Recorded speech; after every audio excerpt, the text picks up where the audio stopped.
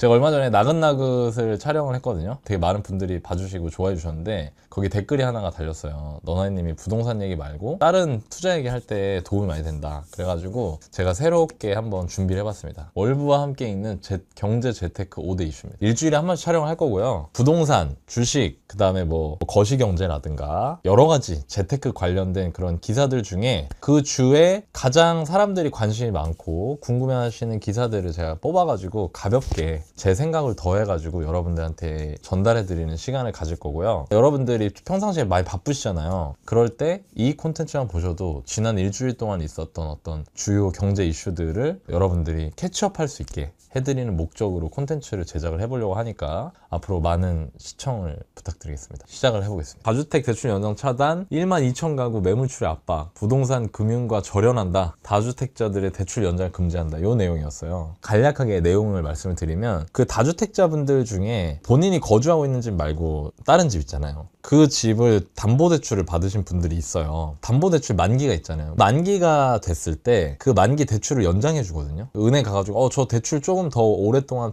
쓸게요 이렇게 얘기하면은 은행에서는 어때요? 이자를 잘 주고 있잖아요. 그러니까 오케이 딱 이렇게 딱 해서 연장. 근데 그게 다주택자들한테 너무 혜택이다, 이런 시각으로 이거를 만기 연장을 안 해주겠다는 거죠. 근데 많은 분들이 오해하실 수 있는데 이거는 다주택자들을 옥죄는 성격이라기보다 커다란 배경과 대의명분은 우리나라의 가계부채를 줄이겠다는 거예요. 그러니까 주택담보대출 누가 받죠? 개인이 받으니까 가계대출이죠. 근데 우리나라 가계대출 어때요? 안 좋죠. 가계대출은 단순히 금액만 보면 안 되고 가계대출이 뭐 GDP 대비 차지하는 포션 이런 걸로 봐야 돼요. 왜냐면 국가마다 경제 체력이 다르잖아. 그러니까 어떤 국가는 가계대출이 뭐 예를 들어서 100조가 있어도 충분히 감당이 되는 국가가 있을 수 있고 어떤 나라는 10조만 돼도 막 엄청 위험한 나라 있을 수 있죠. 그러니까 단순히 금액만 가지고 평가할 수는 없고 그 나라의 경제 체력으로 평가를 해야 되거든요. 그거를 GDP 대비 가계부채 비율로 볼 수 있겠죠. 쉽게 말하면 대한민국이라는 사람이 있으면 그 사람이 1년 동안 버는 돈 대비 갖고 있는 부채의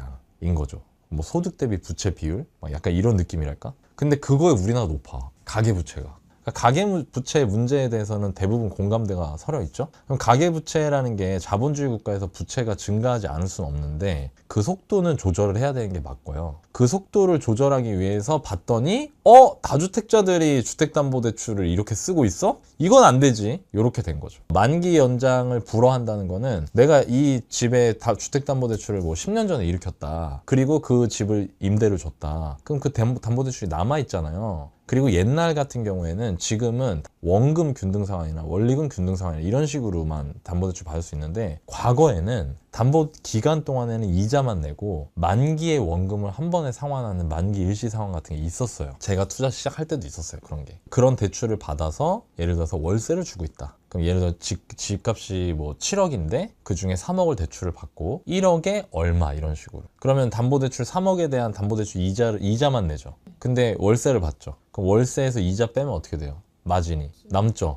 그런 경우에만 그렇게 하셨겠죠. 대부분 임대사업자들이. 그러면은 그거를 받으면서 이제 뭐 임대소득세 내고 해가지고 자기가 임대사업 하시는 분들이 있는데 그분들 같은 경우에 만기 연장 그냥 해줬었거든요. 그거를 안 해주겠다는 거예요. 그러면은 임대인들 입장에서 어떻게 돼요? 당장 거기다 돈을 넣어야 되잖아요. 그러니까 그 집을 팔아라 이거죠. 그리고 그게 기사 내용에 따르면 12,000 가구 정도가 올해 만기가 도래한다 이거예요. 수도권에서. 그러면 그 집들이 이제 매물로 나올 수 있다. 올해 4월 17일부터. 오늘이 4월 2일이니까 2주가 지나면 그때부터 만기가 돌아오는 주택담보대출은 연장을 해주지 않겠다. 근데 여기서 이제 문제가 생길 수 있어요. 만약에 거기 임차인 살고 있으면 어떡해요? 임대인이 돈이 없어요. 다주택자가. 그럼 어떡해? 그러면 뭐 어떻게 방법이 없잖아. 그 집을 뭐 어떻게 해? 예외가 있어요. 임차인이 사는 경우에는 그 임차인의 새 만기까지는 연장해 줄게. 대신 새 만기 될 때는 담보대출 갚아야 돼. 이겁니다. 그러니까 사실 엄밀하게 얘기하면 집을 팔라는 얘기는 아니고요. 집을 팔라고 강제할 수는 없죠. 근데 만기 때는 대출을 갚아라 이거예요. 그럼 방법이 뭐가 있을까요? 제가 보기엔 이제 여기서 나타날 수 있는 일은 일단은 전세를 주고 계신 분들은 담보대출 받으신 분들이 거의 없어요. 올제님이 임차인으로 생각을 해봐요. 올제님이 전세를 들어가려고 하는데 이 집에 대출이 잡혀 있는 거야. 들어갈 거야 안 들어갈 거야? 안 들어가죠. 그러니까 전세를 놓으시는 분들은 담보대출이 없는 경우가 태반이에요. 반대로 임대를 주고 있는데 담보대출 받으신 분들은 대부분 어떤 분들일까요? 월세를 주고 계신 분들. 왜 그래요? 월세는 보증금이 작잖아요. 7억짜리 집을 사서 1억에 얼마 월세를 받고 싶은데 그럼 6억이 필요하잖아, 내 돈이. 근데 담보대출을 받아가지고 그 부족한 부분을 채운 거야. 그런 경우들이 있거든. 그런 분들 같은 경우에는 당장 압박을 느낄 수 있잖아요. 그죠? 할 수 있는 건 두 가지가 있죠. 집을 팔거나 전세로 바꾸거나. 그러면 시장에는 전세 물건이 늘어나는 효과가 있을 수 있어요, 일부. 근데 이게 단순하지가 않아요. 왜냐면 어쨌든 다주택자분이 수도권에 집을 갖고 있으면 5월 9일 이후에는 양도세 중과가 되잖아요. 그럼 이분들은 5월 9일 전에 매도를 안 하면 양도세가 어떻게 돼요? 어차피 중과가 되잖아요. 그럼 그런 분들 같은 경우에는 일단 전세를 놓으려고 하시는 분들이 있겠죠. 전세금 받아서 이제 대출을 갚는다. 그렇게 해서 전세 물량 출회는 될 수가 있죠. 근데 제 생각에는 상당히 많은 분들이 5월 9일 이전에 매매를 하려고 물건을 내놓으신 분들이 많을 거고, 이미 이런 분들 중에 그런 분들이 많아서 5월 9일 이전에 매도 거래가 되는 건도 상당히 많을 거예요. 저 12,000가구 분들 중에 만약에 매도를 나는 안 하고 싶다 라고 하시는 분들은 전세로 놓으실 확률이 좀 있죠. 저 상황에서 매도를 한다 그러면은 양도세를 많이 내야 되니까 지금 다주택자분들 같은 경우에는 그렇게 하기 싫은 분들도 있을 거거든요. 그런 분들 같은 경우에 전세 놓을 확률이 높아지죠. 그럼 전세를 놓게 되면 어떻게 되느냐, 그리고 이건 전제가 전세로 대출금을 갚을 수 있다는 전제하에, 그러면은 그분들 같은 경우에는 전세 공급자로서 이제 역할을 할 수가 있게 되겠죠. 그런 시장 효과가 어느 정도 있을 것 같고, 저는 저기 뭐 12,000가구가 매물로 쏟아진다, 그거는 12,000가구가 만기가 이제 올해 도래한다는 거지 저 집들이 전부 다 매물로 나올지는 모르겠어요. 근데 어쨌든 뭐 전세가 공급되는 것도 좋은 거죠. 왜냐면 지금 전세가 심각하게 없잖아요. 그러니까 그것도 이제 임차인 분들한테는 어느 정도 도움이 되는 소식이 되겠죠. 근데 제가 생각하기에 시장에 큰 영향이 있을 것 같진 않아요. 그러니까 매매가 막 엄청나게 쏟아진다거나 그렇다기보다는 어쨌든 5월 9일이 지나면 그 전세로 놓으려고 하시는 분들이 조금 더 많지 않을까, 그런 생각이 들긴 합니다. 오케이, 다음 뉴스 넘어갑시다. 환율이 최근 3년 동안 가장 낮았던 거는 1,300원이 안 됐었어요. 그리고 10년으로 치잖아요. 그러면은 10년 중에 싼 구간은 1,100원대도 있었어요. 그럼 봐봐요. 내가 쉽게 설명해 줄게. 11억짜리 집을 샀어 그때. 그리고 시간이 지나서 한 7, 8년 동안 15억이 됐다고 해. 그러면은 4억 올랐어 막 이렇게 할 수 있지, 그지? 근데 달러 가지고 있는 사람으로는 똑같이 100만 달러인 거야. 그러니까 외국 사람 입장에서는 그 사람이 전혀 돈 버는 게 아니야. 그러니까 환율이 얼마 오른 거야? 그 20% 오른 거죠. 10년 사이에. 장기적으로. 지금 우리는 지금 어제 그랬다 오늘 그랬다 이 얘기를 하는데, 이 환율 얘기를 하려면 장기적으로 환율이 우상향하고 있다는 거를 알아야 된다는 거죠. 달러 자체가 이제 기축통화 역할을 하잖아요. 그러니까 기본적으로 달러 선호도가 높아요, 원래 당연히. 그리고 여러 가지 이유들이 있지. 뭐 금리 차이 때문이다, 우리나라 금리가 미국 금리보다 낮은 상태에서 오래 유지가 됐다, 달러가 뭐 강세다. 근데 환율이라는 게 쉽게 말하면 원화와 달러가 있는데 이걸 교환할 때 옛날에는 달러 한 장에 요만큼이면 됐거든, 원화가. 근데 이제는 달러 한 장에 이만큼 있어야 되는 거야. 얘가 가치가 떨어진 거잖아요. 왜 같이 떨어졌을까요? 우리가 흔히 뭔가 어떤 재화나 무언가의 가치가 떨어진다고 말하는 건 그게 흔해질 때 떨어지죠. 돈이 이제 많이 풀리니까. 10년간 통화량 증가를 봤을 때도 미세하게 우리나라가 내가 알기로 더 높아. 근데 최근 5년 동안 통화량 증가를 보면은 어마어마하게 많이 높아요, 우리나라가. 특히 미국 같은 경우에는 코로나 엔데믹 이후에 긴축을 했거든. 우리나라는 코로나 이후에 금리 인상기에 금리만 올라가고 양적 긴축은 하지 않았어. 금리로 통화량을 조절하는 방식이 있고, 직접 찍어내거나 돈을 직접 빨아들이는 방식으로 통화량을 조절하는 방식 두 가지가 있거든. 속도 조절이 달라요, 임팩트가. 금리를 인상하고 인하하는 게 약간 거북이가 가는 거면은, 양적 긴축과 양적 완화를 하는 거는 토끼가 달리는 거야, 속도가. 통화량이 늘었다 줄었다가. 금리로 통화량을 조절하는 거는 늘었다 줄었다가 약간 늘었다 줄었다, 약간 이 느낌이고, 양적 완화 긴축은 늘었다 줄었다 늘었다 줄었다 이거야. 근데 최근에 보면은 일변도거든. 그냥 상승 일변도예요. 20년에 코로나 터지고 2022년에 금리를 급격하게 인상을 했잖아요. 그러면서 이제 전 세계 자산이 다 무너졌었거든. 근데 그때 그 이후에도 미국은 금리를 인상해서 돈을 빨아들이는 것뿐만 아니고 양적으로도 긴축을 했어. 그래서 실제 통화량 자체가 줄었어요. 우리는 안 줄었어요. 네. 그러니까 거기서부터 환율이 이제 틀어지기 시작을 한 거죠. 그런데 그 이후에도 우리나라가 통화량 관리를 미국 대비해서는 훨씬 더 많이 통화량을 늘리고 있어요. 그러니까 환율이 이렇게 되는 거죠. 여러분들이 환율이 앞으로도 오를까? 아니 앞으로는 안정될까? 이거를 보는 데 있어서 제일 중요한 게 우리나라랑 미국의 통화량 증가 속도나 통화량 증가 폭을 봐야 된다 이거예요. 어떤 통화가 더 많이 늘어나고 있느냐. 만약에 우리나라가 갑자기 오늘부터 통화량 증가를 잘 안 하고 통화량을 늘리는 거를 경계하면서 하는데 미국이 갑자기 돈을 막 풀어. 그러면 반대로 환율이 어떻게 될까요? 떨어지겠죠. 근데 나는 그걸로 봐야 된다고 생각하고 나한테 생각을 물어보신다고 하면 지금 우리나라의 통화정책이나 재정정책 성향을 봤을 때 별로 환율이 안정될까? 1,500원이 뉴노멀이라는 얘기가 나오거든. 괜히 나오는 게 아니에요. 미국은 다른 나라 눈치를 보지 않아. 자기들이 그냥 필요하면 찍어내고 안 필요하다 위험하다 싶으면 그냥 막 걷어들여 돈을. 근데 다른 나라들은 그게 잘 어려워. 그리고 그 각각 나라마다 이제 자기들이 옳다고 판단하는 정책들이 있잖아요. 지금 전 세계는 거의 자유민주주의 국가고 거기서 이제 본인들이 정치인들 실제로 투표를 하고 그 투표한 사람들이 권한을 위임받아서 국가를 운영하잖아. 국가 운영하고 경영하는 관점에서 돈을 풀어야겠다고 그 사람들이 판단을 하면 돈을 막 푸는 거죠 지금. 근데 여기서 제가 제가 편안하고 솔직하게 얘기를 하면 이런 얘기 하면은 막 이제 정치적으로 해석하시는 분들이 있는데 과거 5년 동안 우리나라 정부가 보수와 진보 각각 한 번씩 있었죠. 그쵸?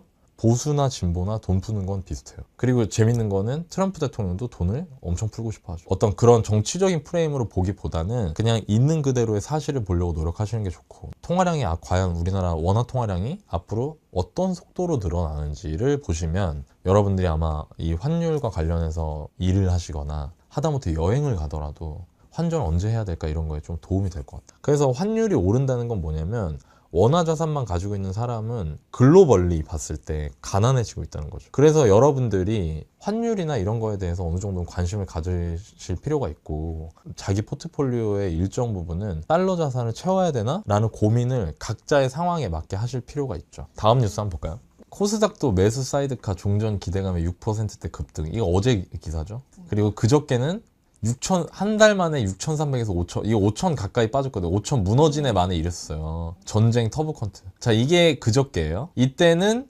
전쟁 장난 아니었어. 전쟁 막 상황, 이거 종전 안 될 것 같아. 그랬다가 어제는 갑자기 종전 된대. 이란에서 트럼프한테 휴전하자고 했대. 막 이러면서 올라갔다가 오늘 현재 4월 2일 오후 2시 39분 현재 제가 또 한번 찾아볼게요. 코스피 지수 5,211이다. 어질어질하죠. 지금 내가 보니까 매수 사이드카 이렇게 많이 나온 적이 없다던데 이 정도로 자주 짧은 기간 안에 많이 매수 사이드카 나온 적이 없다고 얘기를 하시더라고요. 이게 지금 보면은 2월 27일 날 6,347.41포인트를 찍었어. 코스피가 역대 신고가. 근데 지금 5,200까지 빠진 거죠. 그러니까 1,000포인트가 날아간 거예요. 2월 27일 날부터 4월 2일이니까 한 달 동안 널뛰기를 하는 거죠. 거의 매일매일 익스체인지예요. 거의 하루는 매수 사이드, 하루는 매도 사이드, 팡팡.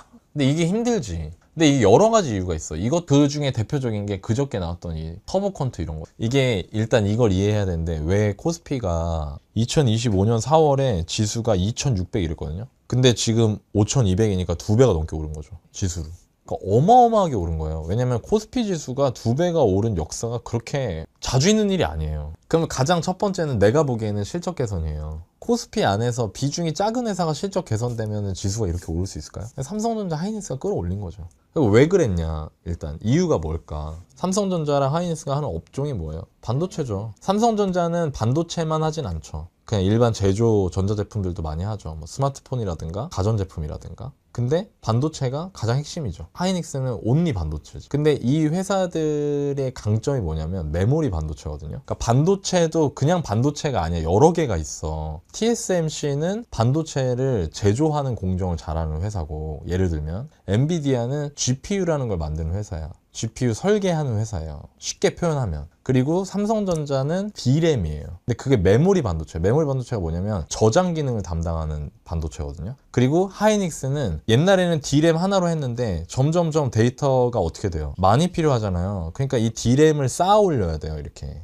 겹쳐서. 이걸 쌓아 올려서 만들어진 완성품을 HBM이라고 하거든요. 그 HBM에서 독보적이에요, 하이닉스가. 지금 반도체가 엄청 이슈잖아, 전 세계적으로. 주식시장을 견인했잖아. 최근 1, 2년 동안. 그 견인하는 거 중에 반도체가 하는 게 머리를 쓰는 거. 그게 GPU야. 연산하는 거, 이런 거. 그게 GPU고 그 연산의 결과물을 저장하는 게 메모리거든. 근데 그 메모리의 세계 탑이 두 회사가 대한민국 기업인 거야. 압도적 지위를 갖고 있어요. 그러니까 그런 회사들이 우리나라의 시가총액 1, 2등이잖아요. 그러니까 쏘는 거죠. 그래서 일단 이 발단을 알아야 된다는 거지. 그래서 오르기 시작한 거예요. 근데 그러면 왜 도대체 반도체가 왜 이러냐? 단순히 사이클 때문이야. 반도체도 사이클이 있거든. 이 사이클이 달라졌다고 생각하는 사람들이 많죠. 왜 그러냐면 수요가 옛날 수요가 아니에요.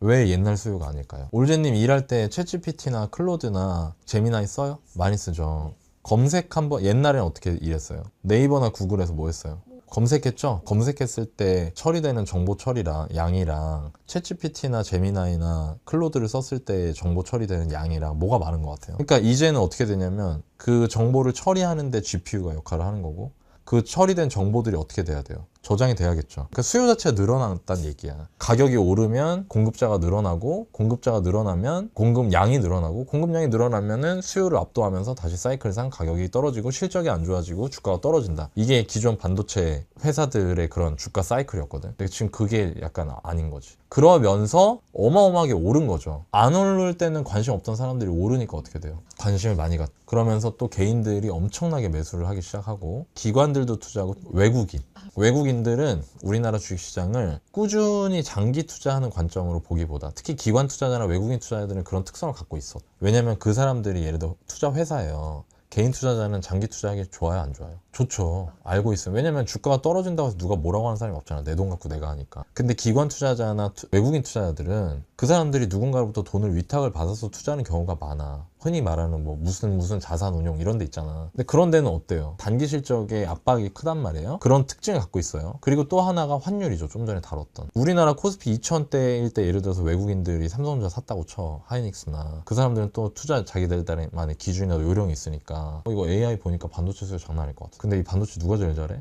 GPU는 엔비디아, 메모리는 하이닉스. 그래, 하이닉스 좀 사볼까? 주가 볼까? 엄청 싸네? 사볼까? 주가 막 올라. 거기다 또 막 한국 정부가 또 기름을 부었죠. 그러니까 정부가 잘한 게 있어요. 뭘 잘했냐면 우리나라가 주주 친화적이지가 않아. 회사들이 대표적으로 자사주 소각 같은 걸 잘 안 했어. 자사주 소각이 뭐냐면 EPS라는 개념이 있거든. 그 회사의 주당 순이익이에요. 우리나라 말로. 그 순이익, 그 회사의 순이익을 분자해 놓고 분모에다가 발행 주식 수를 놓는 거예요. 그러면 이게 높으면 높을수록 그 주 하나를 가지고 있을 때 내가 이익의 내 몫이 어때요? 커져요, 작아져요? 커지죠. 그러면 주식 수를 막 마음대로 막 늘리면 좋아요, 안 좋아요? 회사가. 내가 한 주를 갖고 있어. 근데 갑자기 걔네가 막 주식 발행을 막 해. 증자하고 막 해. 그래갖고 내 주식 가치가 떨어져. 좋아요, 안 좋아요? 그거 안 오르니까 또 주식 투자 안 해. 이런 악순환이 있었거든, 우리나라가. 근데 그런 것들을 상법 개정을 통해서 주주 친화적으로 회사를 경영하게끔 많이 유도하고 있어요. 그러다 보니까 여러 가지 호재들이 있는 거지, 그러니까 한국 주식시장에. 그래서 외국인들이 주식을 많이 샀다? 우리나라 주식이니까 뭐로 사야 돼요? 근데 그 사람들 평소에 원화 있어요, 없어요? 달러 갖고 있죠? 달러를 원화로 바꿔서 원화로 주식 투자를 막 한 거예요. 그런데 지금 6천까지 올랐어. 자, 그럼 일단 어떤 마음이 들 것 같아? 외국인도 똑같아.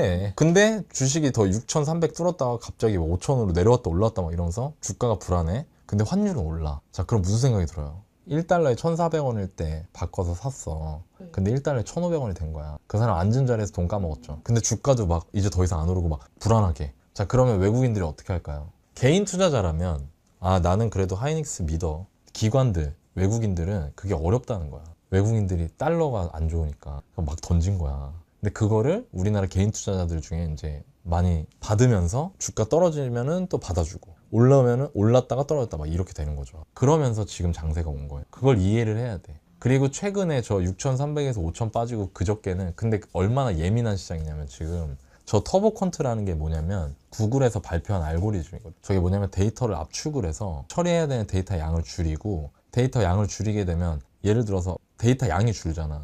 그럼 반도체가 많이 필요해 적게 같은 양의 연산 처리하고 저장한다고 할 때 압축하잖아. 데이터 압축해서 데이터 양이 줄었어. 반도체 양도 어때요? 필요한 게 줄죠. 그럼 반도체 수요 어떻게 되는 거야? 그러니까 이런 것 때문에 그걸 발표를 했어, 구글에서. 저 그저께 3월 31일 날. 악재지. 그걸 악재로 받아들이는 거지. 근데 그게 악재인지 아닌지는 그거에 대해서 더 깊게 파고들어서 이 원리나 이런 걸 봐야 되는 거죠. 사람마다 생각이 다를 수 있는데 저는 좀 악재라고는 생각 안 해요. 저는 개인적으로. 물론 제 생각이 틀릴 수도 있지만 저거가 과연 악재일까? 내가 부동산 하면서 느낀 게 있거든. 그 앙드레 코스톨라니가 그런 말 했잖아. 투자는 첫째도 경험이고 둘째도 경험이라고. 왜 그러냐면 소재만 바뀌고 비슷한 일이 계속 반복되더라고. 부동산 투자도 마찬가지예요. 부동산 투자에서도 소재만 바뀌고 비슷한 일이 반복돼. 근데 이제 제일 어려운 사람들이 그 시장에 처음 들어간 사람들이 그런 걸 본 적이 없는 사람들. 근데 예를 들어 그런 걸 본 적이 있는 사람들은 어때?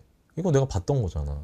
그러니까 대응할 수가 있는 거예요. 이거 왠지 저번이랑 비슷한데? 막 이러면서. 제가 하고 싶은 말은 지금 코스피가 짧은 기간 안에 정말 좀처럼 볼 수 없었던 수준의 상승이 있었고 6,347을 정점을 찍고 나서 외국인도 던지고 뭐도 하고 막 왔다 갔다 막 하는 게 있어. 근데 나는 부동산이든 주식이든 사는 것도 중요한데 내가 얼마만큼을 그걸 믿고 보유하냐도 되게 중요하다고 생각해. 결과에 본인이 매수한 것뿐만 아니고 매도할 때도 이유가 있어야 돼요. 투자 잘 하려면. 특히 개인 투자자는 압도적 강점을 가지고 있다니까. 누가 팔라고 하지 않아요. 내가 결정할 수 있는 거예요. 즉 투자 기간이나 이런 걸 다 내가 결정할 수 있다는 거야. 모든 사람들이 이게 너무 당연하게 느껴지겠지만 실제로 이 판에서 플레이하는 사람들, 기관 투자자나 외국인 투자자나 이런 투자자들은 그게 맘대로 안 되거든요. 개인 투자자는 장기 투자하기 쉽다는 거지. 그러니까 장기간 가지고 있으려면 어떻게 해야 돼요? 그거에 대한 신뢰가 있어야 되죠. 신뢰는 뭐로부터 나와요? 탐구로부터 나오는 거예요. 종목 투자에 대한 자신이 없다. 내가 이 회사에 대해서 다 알고 싶어서 열심히 공부했는데도 뭔가 내 능력 범위 밖에 있는 것 같다.